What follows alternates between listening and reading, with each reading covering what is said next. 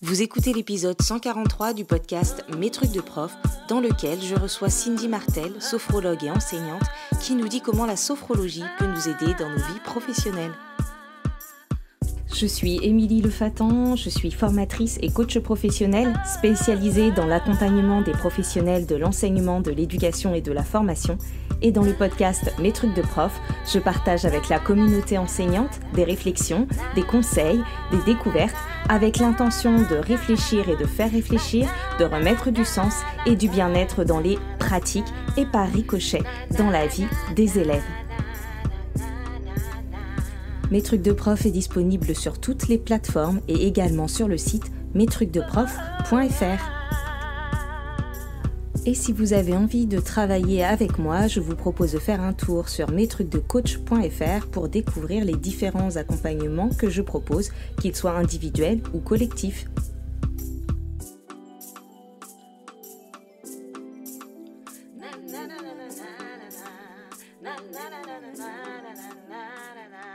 Avez-vous déjà entendu parler ou pratiqué la sophrologie ? Est-ce que vous savez ce que ça peut vous apporter dans vos vies et dans quel cas y avoir recours ? Dans cet épisode, je reçois Cindy Martel qui est sophrologue et enseignante et elle nous explique comment la sophrologie est entrée dans sa vie, comment se passe une séance et ce que cela peut apporter dans la vie des profs. Bonne écoute.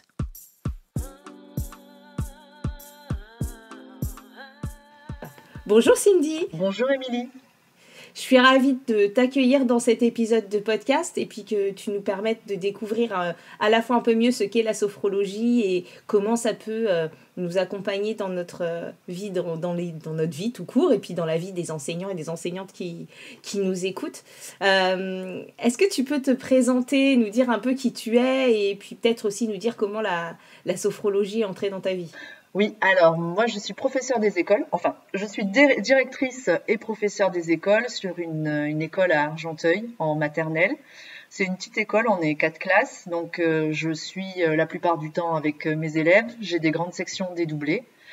La sophrologie, ça fait longtemps que je la pratique, j'ai commencé à l'adolescence. Je n'étais pas une adolescente très facile pour mes parents.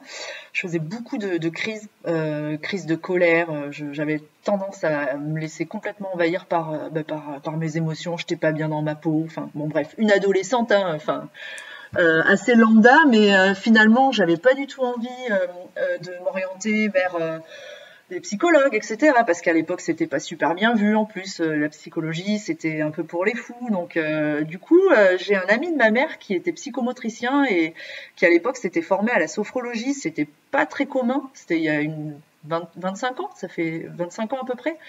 Et il s'est formé à la méthode et il en a parlé à ma mère. Il me dit, écoute, pour Cindy, je pense que ça pourrait être pas mal de la sophro, ça lui parlerait bien.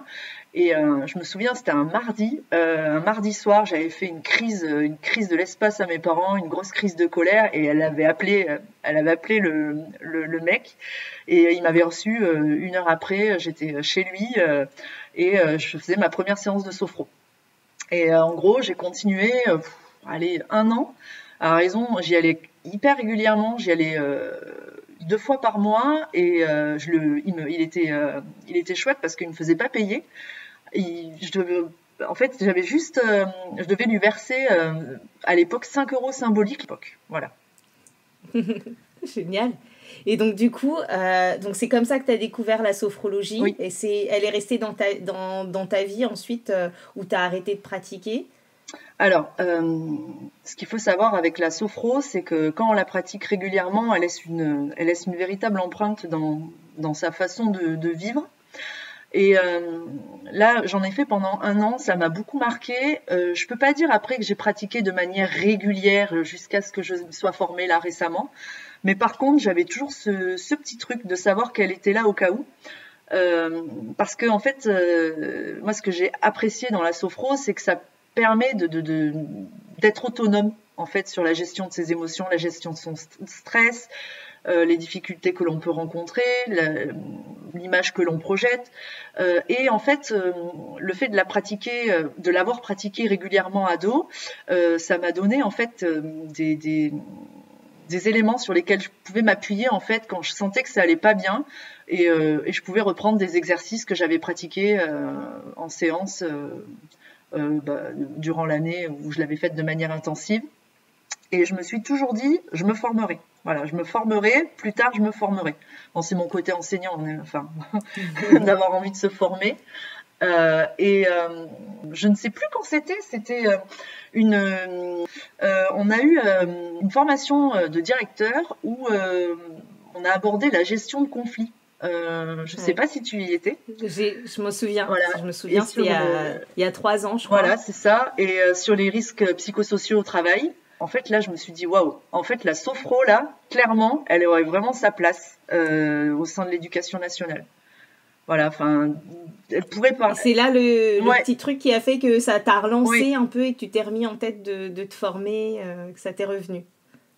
Et en fait, moi, c'est vrai que je me souviens, je me posais pas mal de questions sur, qu'est-ce que je pourrais faire un petit peu plus de plus fun pour apporter une autre touche à mon quotidien. Et je me suis dit, ce serait chouette de me former à la sophro. Et oui, donc ce moment-là, avec la gestion de conflits, la médiation, ça m'a parlé et j'y ai vu un lien, en fait. Et je me suis dit, il y a des choses essentielles qui seraient intéressantes de faire apprendre. Voilà. C'est marrant parce que cette formation, donc moi j'y étais en tant que conseillère pédagogique et toi en tant que directrice. Et moi, quand j'étais déjà j'étais déjà coach à ce moment-là. Et justement, je me souviens très bien de l'intervenante et de cette formation-là où je me suis dit, à moi, de mon côté, mais en fait, le coaching a effectivement vraiment sa place. Et c'est intéressant parce qu'en préparant l'épisode, on s'est dit justement qu'il y avait peut-être des parallèles à faire avec le coaching et en même temps des distinctions qu'on pourra clarifier dans cet épisode-là. Ouais.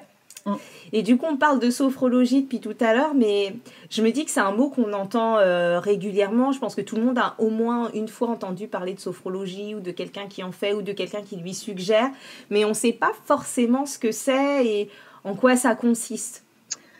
Alors, la sophrologie, c'est une méthode pédagogique. Elle est très bien réfléchie, très bien pensée par son fondateur, Alfonso Caicedo. Elle est basée sur des techniques psychocorporelles qui va permettre à chacun de développer une conscience sereine.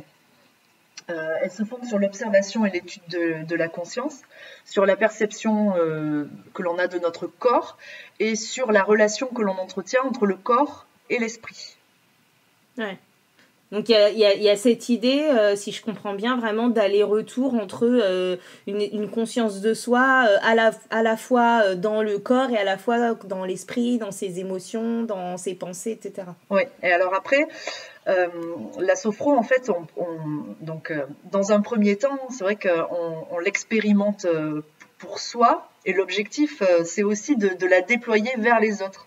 C'est-à-dire, en fait, c'est en travaillant la sophrologie, notre relation avec le corps et l'esprit, on va apprendre à développer ses valeurs, on va apprendre à mieux se connaître et ça va permettre de se projeter différemment aux autres et différemment au monde. Et à quel moment on peut y avoir recours ? Ouais, la sophrologie, elle peut être utilisée pour travailler en profondeur sur soi, pour apprendre à mieux se connaître, à mieux connaître ses valeurs, à renforcer ses capacités. Voilà, c'est un travail, on dirait, structurelle sur ce que l'on est et ensuite on peut la pratiquer de manière plus ponctuelle sur des entraînements spécifiques pour préparer quelque chose de particulier, c'est-à-dire tu vas avoir besoin de préparer un examen, tu vas être stressé par l'événement, paf, l'objectif ça va être de travailler sur la préparation à cet événement. On va pas forcément aller chercher plus loin, on va travailler sur des techniques spécifiques permettant de développer des compétences en vue de préparer cet événement. Je ne sais pas si tu vois la différence. Ouais, voilà. Je vois, c'est-à-dire qu'il y a une partie qui est un petit peu plus générale sur la personne, oui, l'individu, la connaissance de soi, et qui peut être faite un peu n'importe quand, tout le temps, enfin comme soutien dans la vie. de manière générale, peut-être. Mm. Et puis là, il y a une partie aussi qui peut être vraiment plus spécifique, fonctionner avec un objectif Avec ou une demande, un contexte bien particulier, une demande, un peu comme le coaching au final, où voilà, il y a une situation, un contexte, une problématique, un sujet, un événement qu'on va vivre. Tu as parlé par exemple de la préparation d'examen, mais toute situation qui peut peut-être générer du stress ou des questionnements, des angoisses, etc., où on va pouvoir, à partir de cette demande-là, ce besoin spécifique-là, utiliser la sophrologie pour remettre un peu de conscience et un peu de soi, pour se calmer un peu aussi. Ça va être préparer sa conscience à l'événement. Par exemple, j'ai peur de prendre l'avion. Qu'est-ce que je vais mettre en place, comme le sophrologue va réfléchir à, bon, alors comment je vais préparer la personne pour ce jour J qui la stresse. Donc voilà, qu'est-ce que je vais mettre en place pour l'aider à résoudre son problème. Ok. Et dans quelle situation la sophrologie, du coup, elle a pu t'aider en tant que prof qui consulte un sophrologue ou qui pratique la sophrologie? Elle m'a beaucoup aidée, à la fois en tant que directrice dans ma communication avec les familles, dans la communication avec les collègues, et elle m'a beaucoup aidée aussi en classe avec mes élèves, sur la posture en fait, la juste posture, sur sa manière d'être et de se projeter justement. Et la sophrologie, elle m'aide en fait à regarder les personnes avec lesquelles je travaille, ou regarder les partenaires avec lesquels je travaille d'une autre manière. C'est-à-dire que déjà, j'essaye de mettre entre parenthèses tous les filtres interprétatifs, toutes les situations dans lesquelles en fait je pourrais me laisser embarquer par moi, mes propres jugements, etc.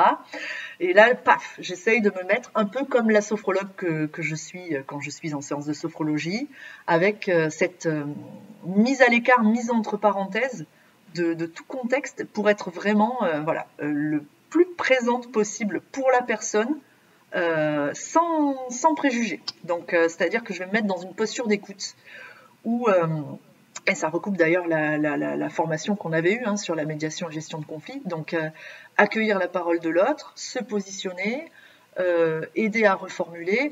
La sophro, ça m'aide par rapport à ça. Ça m'aide physiquement quand je suis stressée. C'est-à-dire que, par exemple, je vais avoir un parent qui va arriver, qui va être en colère, je sais que par ma posture corporelle, le fait de m'ancrer au sol, de sentir le poids de mon corps, de prendre ma respiration, de poser une attention sur ma respiration, bien ça va me mettre le corps en fait dans un process où je vais être capable d'accueillir la personne en me disant, je vais pas être dans la réaction, je vais être dans l'écoute. Parce que je me suis repositionnée, moi, dans mon corps, je me sens bien, je suis présente, je suis ancrée, je suis là pour lui, disponible. Et en fait, ça, c'est quelque chose que j'avais pas avant la sophro. Pas autant, en tout cas. Ouais. Moi, j'entends là ce que tu me dis comme... moi, j'ai jamais fait de sophro, mais par contre, j'ai exploré plein d'autres choses et j'ai sur la partie émotionnelle, sur le corps, etc. Et là, quand je t'entends le dire, je me dis, en fait, la sophro, c'est la boîte à outils de mise en œuvre de toutes les théories qu'on pourrait avoir sur la gestion des émotions, sur la connaissance de soi. Et tu vois, cette idée de passer par le corps, c'est-à-dire que on va dire, ouais, c'est important de réguler ses émotions pour faire tatati, tatata. Mais concrètement, comment on fait? Et là, j'ai l'impression que dans ce que tu me dis, c'est la sophro, elle t'apporte l'outil concret pour, en situation, voilà, qu'est-ce que je fais de mon corps, comment je m'ancre, comment je respire, sur quoi je mets mon attention, etc. Par contre, il faut de l'entraînement. C'est clair que c'est pas... en ayant fait 2 séances, il faut être clair, que les gens soient clairs par rapport à ça. C'est-à-dire que la sophrologie, c'est comme une préparation en fait à une compétition. Par exemple, lors d'un marathon, on prépare ses muscles. Et du coup, ça passe par un entraînement régulier. Pour pouvoir retrouver cet état assez rapidement dans des situations justement comme ça d'urgence à gérer. Il faut une pratique régulière de la sophro. C'est un entraînement de la conscience. Et en s'entraînant, finalement, ça s'intègre. C'est comme s'il y avait une intégration corporelle de ce qui avait été vécu en séance. Et du coup, on peut réussir à se remettre dans un état qu'on pourrait avoir en séance assez rapidement. Voilà. Et du coup, par exemple, je vais avoir une réunion où ça va partir un petit peu dans tous les sens, où il y a une situation de crise à gérer. Et bien là, la sophro, ça m'aide. Je me remets sur mon fauteuil bien droit. Je me mets justement, parce qu'on travaille avec des postures en sophro, donc il y a des postures en fond de siège, en bord de siège, etc. Et du coup, je vais me positionner, je vais me remettre dans la posture en bord de siège, avec les mains posées sur les cuisses, le dos droit. Je respire, et là, je me mets dans un process où je suis prête à accueillir la personne telle qu'elle est, prête à charger s'il faut, quoi. Oui, c'est intéressant ce que tu dis. Déjà, dans l'idée de... C'est pas du jour au lendemain. Non. Qu'en fait, c'est en le faisant régulièrement que du coup, dans la situation d'urgence, on peut le remobiliser. Oui. Et ça, c'est hyper important parce que finalement... c'est aussi, ça me fait penser à quand on essaye de calmer les élèves pendant qu'ils sont en crise. C'est aussi parce qu'on a parlé des règles avant, parce qu'on a évoqué la crise avant, etc., qu'on peut remobiliser dans l'urgence ce dont on a déjà parlé ou qu'on a su faire avant. Mais si on essaye à chaque fois d'apprendre à l'élève à de se calmer au moment où il est en crise, ça va être compliqué. Et là, je faisais le parallèle parce que je me dis, oui, on a besoin de pouvoir l'avoir fait avant, si j'entends ton propos, de s'être entraîné pour avoir ancré un peu des choses, avoir créé des automatismes finalement et savoir... quels outils utiliser quand, mais avoir déjà un peu la maîtrise des outils au préalable. Oui, c'est rigolo ce que tu me dis là quand tu parles de posture et que tu parles des élèves, parce que mes élèves, forcément, je m'entraîne un petit peu avec eux. Et au niveau de leur posture, c'est-à-dire que quand je sens qu'il y a trop d'agitation et que c'est difficile de revenir au calme, je leur dis mettez-vous en posture d'élève. Et la posture d'élève, en fait, c'est une posture qui est associée à une posture de sophro. Et en fait, c'est une posture dans laquelle ils vont avoir les fesses bien ancrées au sol, les mains posées sur les cuisses, et hop, on souffle, tchac. Et en fait, je le fais tout le temps. Et on se met en posture d'élève et poum, et là ils savent que c'est la posture d'écoute et ça les aide. Ouais. C'est hyper intéressant là ce que tu dis sur le mot posture parce que et là au-delà de la sophro, c'est cette idée même dans la posture professionnelle, même dans la posture, c'est qu'on a l'impression que c'est quelque chose qu'on dit comme ça aux gens, oui, il faut avoir la bonne posture, mais en fait c'est l'idée que cette posture-là, elle se travaille, elle se définit, elle se pense en amont, et pour pouvoir la revêtir au bon moment, c'est ça. En fait, il faut déjà en avoir dessiné les contours avant. Et je trouve que ça va... Enfin, tu vois, tu parlais de la posture d'élève, mais à chaque fois qu'on veut utiliser le mot posture, en réalité... Et voilà, et pour les enseignants, ça va être qu'est-ce que je projette à mes élèves, comment moi je me perçois et qu'est-ce que mes élèves vont percevoir de moi, comment je peux être à l'aise avec ce que je suis pour pouvoir être à l'aise avec les autres en fait et avec les élèves. Et puis c'est la manière de poser sa voix, la manière de se mouvoir, la manière de...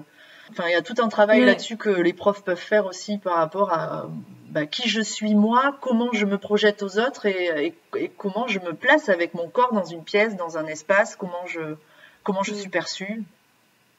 C'est marrant parce que là, j'entends dans ce que tu dis des sujets que j'aborde régulièrement en coaching, mais qu'on va du coup aborder un peu de manière un peu plus cérébrale, peut-être un peu émotionnelle, mais surtout cérébrale en coaching. On va discuter, dégrossir, réfléchir, explorer nos pensées, etc.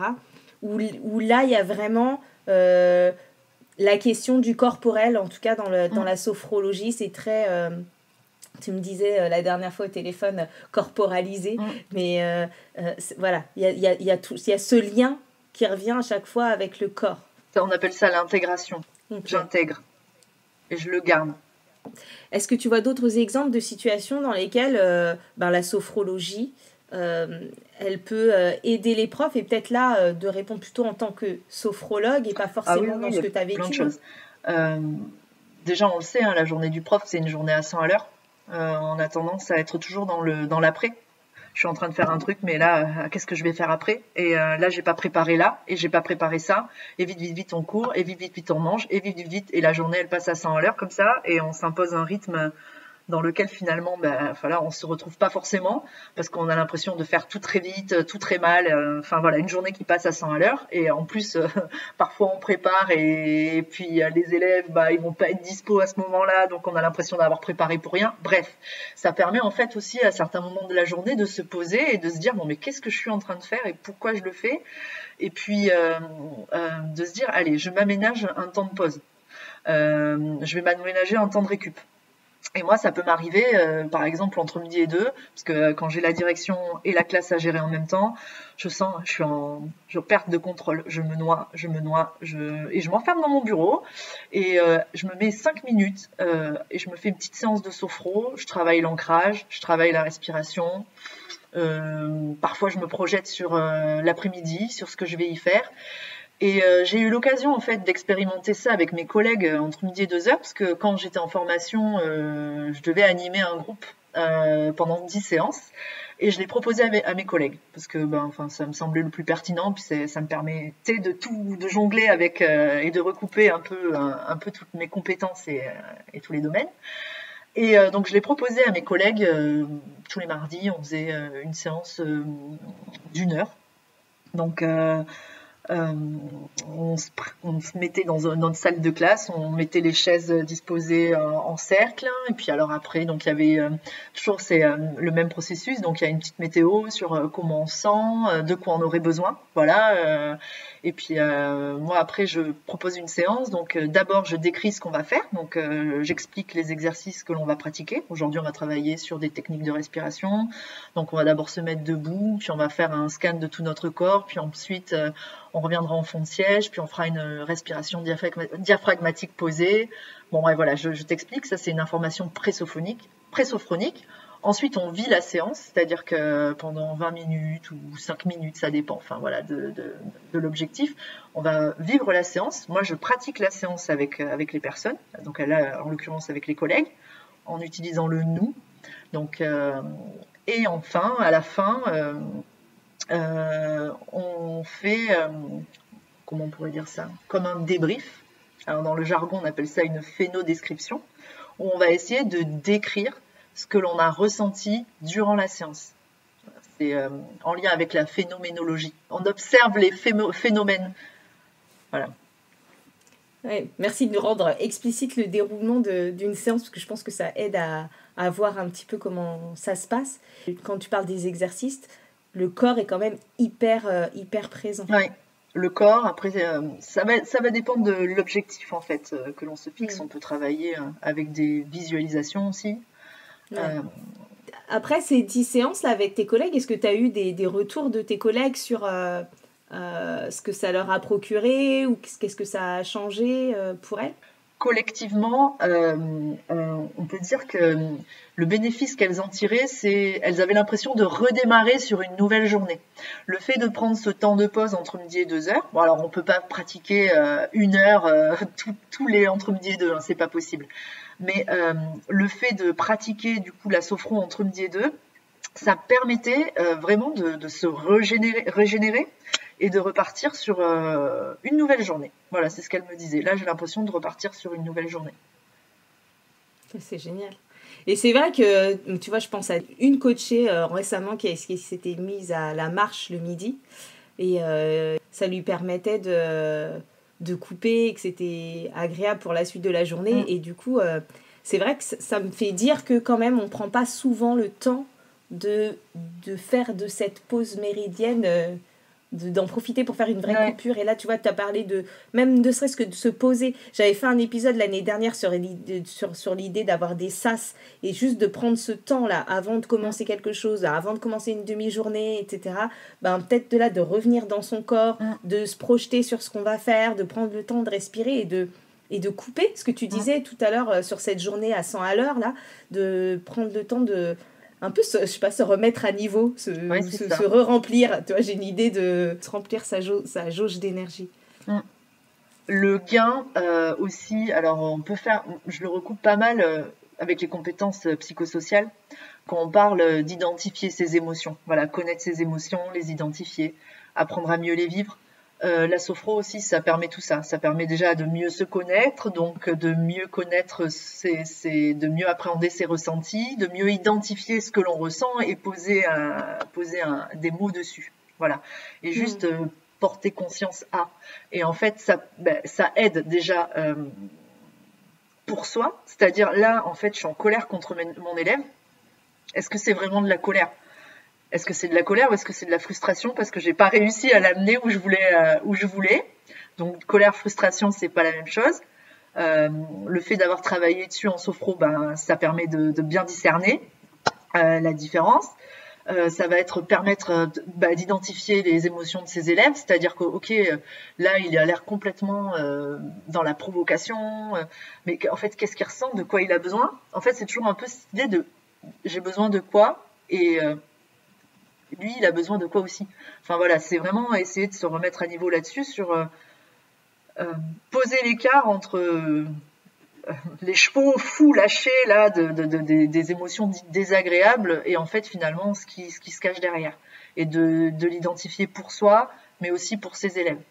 Donc dans l'identification des émotions, enfin, je pourrais, si tu me fais comme ça un brainstorming de toutes les compétences psychosociales, je pourrais t'en donner plein des liens. Il y en a, enfin, tout se recoupe en fait. Enfin, d'ailleurs, je m'amuse à faire. C'est pour ça que j'essaye de faire des posts un petit peu en lien entre compétences psychosociales et sophrologie, parce que ça se recoupe énormément. En ce moment, c'est très mis en avant. Les compétences psychosociales.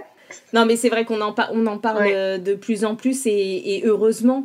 Et du coup, sauf que il va falloir aussi former les gens, informer les gens. C'est pas tout de dire qu'il faut les travailler, mais savoir comment les travailler. Et c'est vrai que je trouve que ce rapport au corps, là, si on reste sur la question ne serait-ce que des émotions, de pouvoir, nous, en tant qu'adultes, ressentir les émotions, savoir comment elles se manifestent chez nous, quels besoins se cachent derrière. Et ça me rappelle aussi la communication non violente où on travaille beaucoup le lien entre émotions et besoins.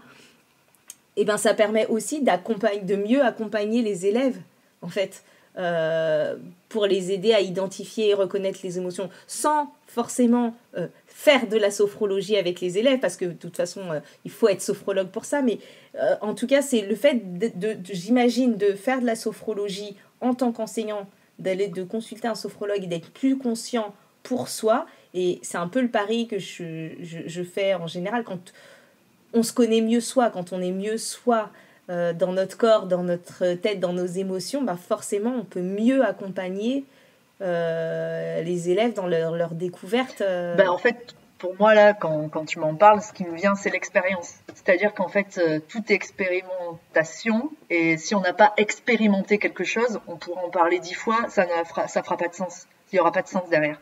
C'est-à-dire que, comme tu disais, les compétences psychosociales, on peut les mettre en pratique, comme on peut mettre d'ailleurs, parce que c'est très vulgarisé la sophro, on peut mettre en pratique des exercices de sophrologie avec ses élèves, mais c'est pas ça en fait.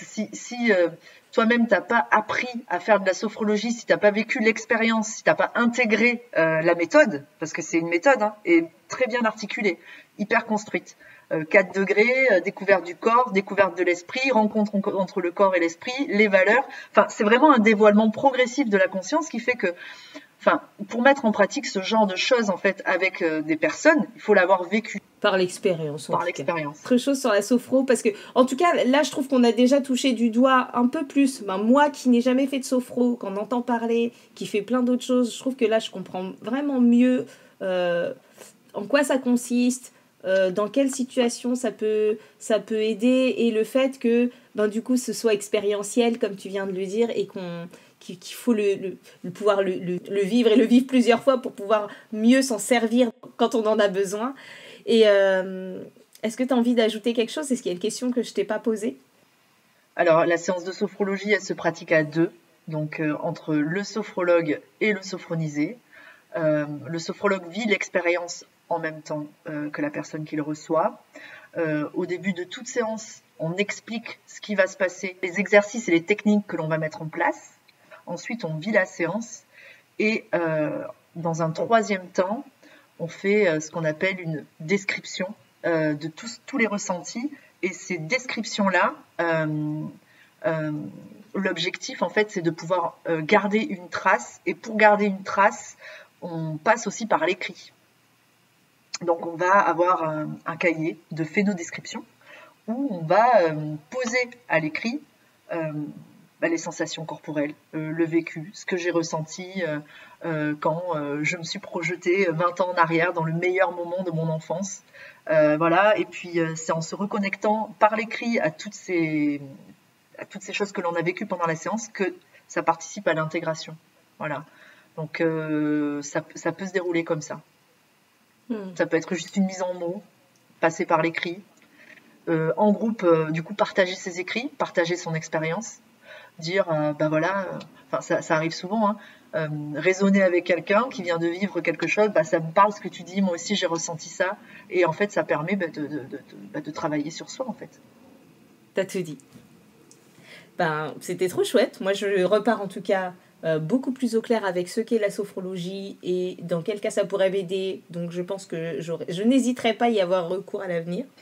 Et est-ce que tu peux du coup nous dire, comment on peut faire de la sophrologie avec toi par exemple, comment on peut te contacter, te suivre ou éventuellement prendre rendez-vous? Alors j'ai un cabinet à Cergy les dimanches, je peux recevoir des groupes ou des personnes en individuel. Je propose aussi des séances en visio pour le groupe, pour un groupe ou en individuel. Donc il y a possibilité aussi de constituer un groupe si des personnes sont intéressées, des groupes de profs. Okay. Donc on peut constituer un groupe, admettons un groupe de profs, on peut très bien se dire tiens on est tant de personnes, est-ce que on peut se faire un... Oui, parfois ça peut donner du courage de venir en groupe en plus. Il y a un nombre limite pour les groupes Là, pour le cabinet, je dirais 4-5 maximum. Après, en visio, on peut organiser à plus nombreux. Pour prendre rendez-vous, du coup, vous pouvez me contacter via LinkedIn ou Insta. Ok. Donc, sur ton compte Cindy Martel. Oui. Ok, je mettrai de toute façon toutes les explications et tous les liens pour te contacter, te retrouver en accompagnement de l'épisode. Ok. Bon, merci Cindy pour tous ces éclairages sur la sophrologie. Merci pour votre écoute. Vous pouvez retrouver les autres épisodes du podcast sur mestrucsdeprof.fr ou sur les différentes plateformes d'écoute de podcast. Pensez à attribuer le maximum d'étoiles pour soutenir le podcast et le rendre plus visible quand c'est possible, notamment sur Apple Podcast ou sur Spotify. Vous pouvez me retrouver sur les réseaux sociaux, notamment sur Instagram, Facebook et LinkedIn. Et vous pouvez également me contacter via l'adresse mail contact@mestrucsdeprof.fr. Vos retours, vos commentaires, vos partages, vos questions sont vraiment précieux. Merci à toutes les personnes qui prennent le temps de m'écrire et d'échanger. Et si vous voulez recevoir du contenu supplémentaire 2 fois par mois, inscrivez-vous à ma newsletter sur mestrucsdecoach.fr/newsletter. Je vous retrouve bientôt pour un prochain épisode et d'ici là, prenez soin de vous. Bye bye.